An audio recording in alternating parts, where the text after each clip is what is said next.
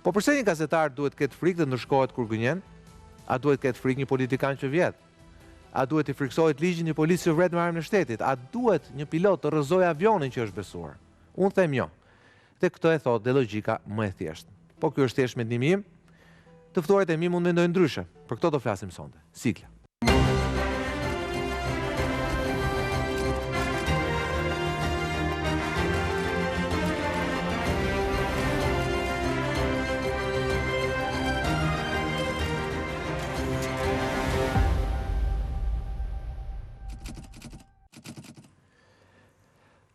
Mi mbroma dhe mirë se vini në restor, me mua sonde program, janë Frok Qubi, mi mbroma Frok, gazetar shumë i vjetër, si gazetar.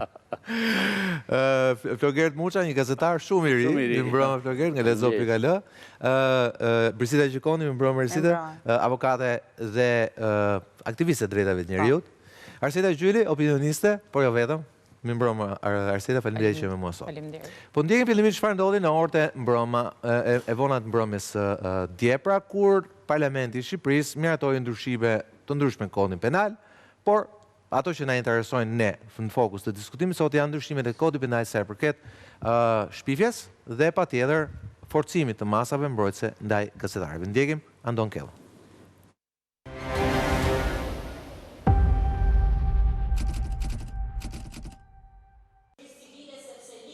Burg ku shprek apo cënon gazetarët. Kuvendi miratoi ndryshimet ligjore në Kodin Penal, të cilat dënojnë me 1 deri në 5 vite burg cili ndoj që godet një gazetar. Gjithashtu me burg nga 1 deri në 3 vite, dënohen edhe ata që kërcënojnë gazetarët. Me herët gazetarët trajtoheshin para ligjit si qytetarët, por tani dënimi për ata që prekin apo kërcënojnë ata, do t'jetë njëjtë si ata që godasin apo kërcënojnë një zyrtar publik apo punonjës shteti. Në parlament, ndryshimet në Kodin Penal kaluan fal 82 votave të Partisë Socialiste dhe 3 Partisë Social-Demokrate, ndërsa Partia Demokratike, edhe ajo pak e pranishme, çoi 9 kartona kundër.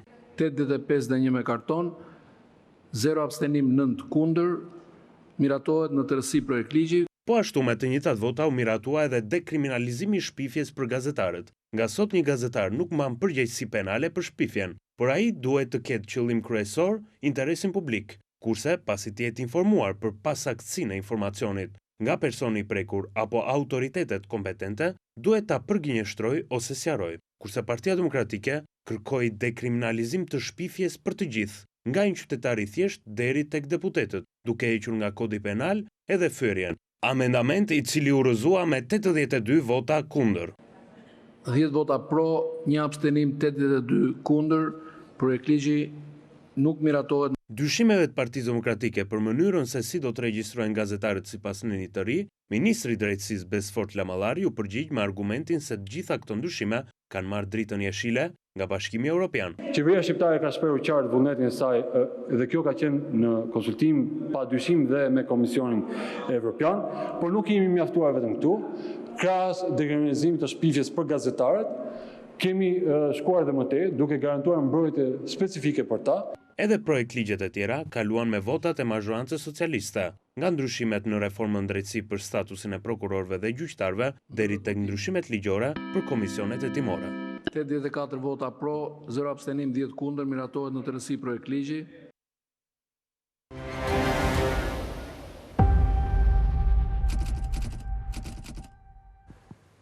Frok, po drejtohem ty të parën me që ke qenë disa lista të zeza, edhe për eliminime fizike dhe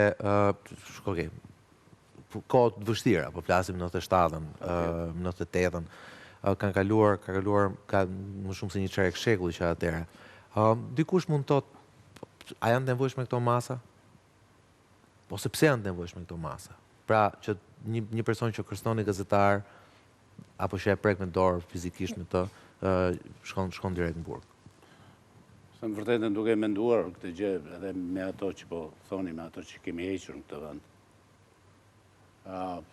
gjatë asaj periudhe, kam përshtypjen se është transferuar realiteti prej atëherë dhe konsakrohet në ligj sot. Domethënë, vjen një realitet i kaluar dhe sot bëhet ligj. Në vërtetën duke menduar këtë gjë edhe me ato që kemi hequr në këtë vend, gjatë asaj periudhe, kam përshtypjen se është transferuar realiteti prej atëherë dhe konsakrohet në ligj sot. Domethënë, vjen një realitet i kaluar dhe sot bëhet ligj. 1 Ka dikush mund të thotë ndoshta kohë ka përcyer? Kuptohet që ligji s'ka veprim me fuqi parapavepruese, dhe s'mund t'i dënoj, dhe s'mund të na jap ne të drejtë. Jo, po them, a ka nevojë sot për pse ka nevojë sot për një ligj? Unë mendoj që është i vonuar, duhet ishte bërë më përpara për një kohë tjetër. Dikush mund të thotë Sokol, kam përshtypjen se është më shumë gur kilometrik për shoqërinë se sa një nevojë domosdoshme e para, dhe e dyta është unë mendoj se duhet. Për arsye se papritur çdo mund të shmendet. Mund të shmendet dhe të ndodhë si atëherë. Atëherë nëse kishim këtë ligj, dhe sigur ta kishim atëherë se zbatonte njëri këtë ligj. Po sot duhet në radhë parë për këto arsye që ne po shkojmë drejt Europës, se gjë që janë tjetër gjë që është e kancelarisë. Por duhet për të emancipuar shoqërinë, për ta pasur. Kemi pasur ligjin e që ndalon të vrasjen dhe fyerjen e lajmësit. E kemi pasur në demokracinë para historike. Kanun. Kemi pasur të gjitha kanunet. Shiko, kanuni Lekës, kanuni Lek Duhaxhinit e konsideron lajmësin me imunitet diplomatik. Nuk preket, nuk fyhet, nuk i preket qanta që ka në dorë, dhe po të sulmohet, është sulmuar publiku, është sulmuar kanuni. Gjë që i merren masat ekstra ordinere. Do të thotë që as mund të fyej, as mund të vritet, në qoftë se vritej ai, nuk ishte vrarë ai, po ishte vrarë fjala dhe ishte vrarë publiku.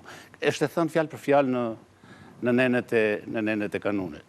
Që tregon se demokracia parapolitike në vendin tonë i kishte këto elementet dhe tregon se ne e kemi në thelb këtë emancipim. E jemi një kombë që nuk na ndan nga kombet e tjera egërsia, primitivizmi dhe nocionet të tilla që i lënë prapa historitë, i lënë prapa modernizimet të tjera. A është vonë sot për ta kthyer, për të thënë që jemi në të njëjtën demokraci, ose një demokraci moderne, por që nuk e lejojmë të vritet dhe të fyet lajmësi. Jam kreti sigur që jemi shumë vonë. Ne kemi humbur shumë miq të dashur. Ne kemi pasur na vjen për të qarë. Na kanë humbur në për duart tona.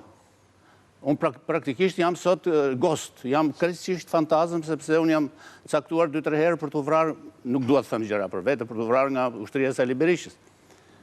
Më ka fshehur ambasada amerikane, ka fshehur ambasada gjermane, e tjerë, ka fshehur Vlora. Po kjo s'më emocionon për vete. Sinqerisht, ka përsyer 1000 herë, por na është vrarë Dulja, na është vrarë Uka, na është goditur për vdekje Gjergj Zefi në Shkodër, është goditur për vdekje Martin Leka. Na kanë marrë natën, ju s'keni qenë atë natë, se di nëse keni qenë bashkë, po. Na kanë marrë natën të gjithë në furgon nga redaksia e gazetës. Ditën kur shpërtheu bomba Vefa.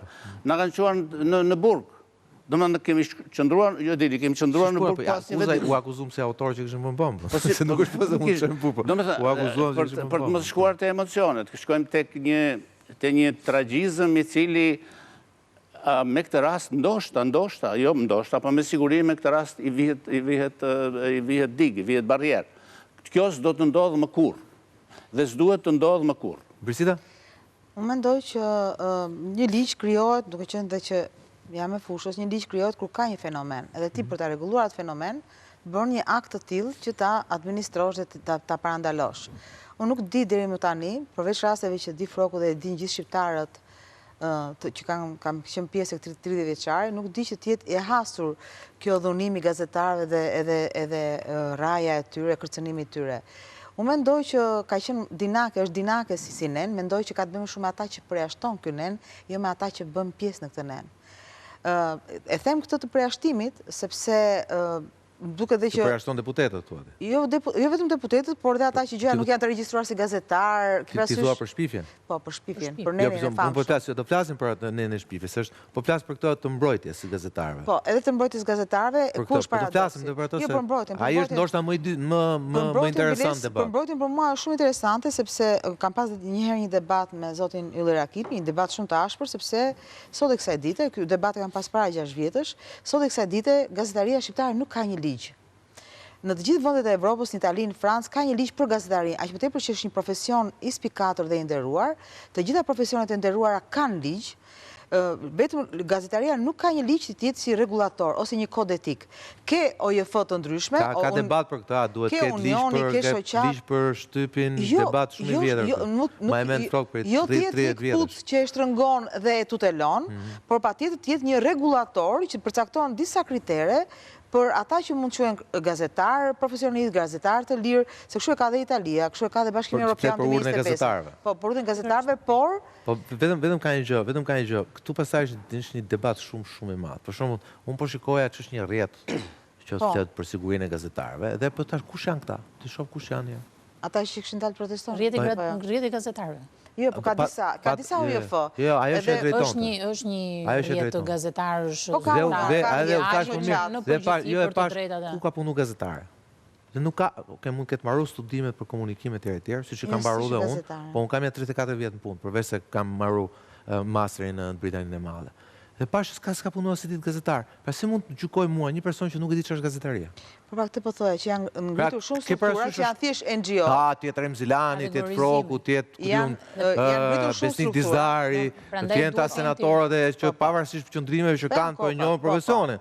Këto e pranojnë.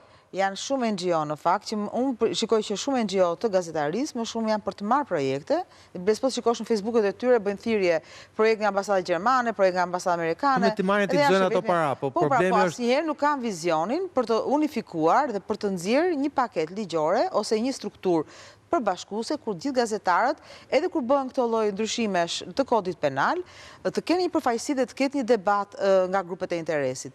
Unë mendoj që